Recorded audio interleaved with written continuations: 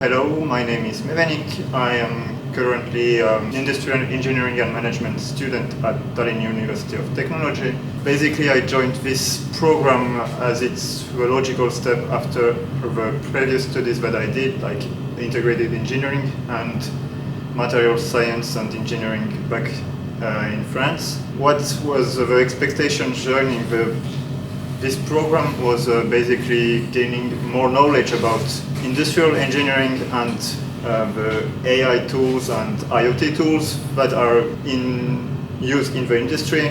It also helped me to develop some future connections for professional work, as well as working in teams for different projects during the course, like IoT projects in the first year, as well as product digitalization and robotics projects in the second year.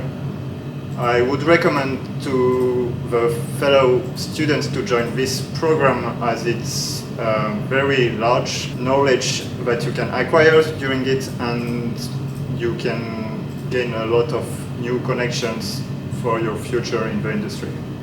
Thank you for your attention.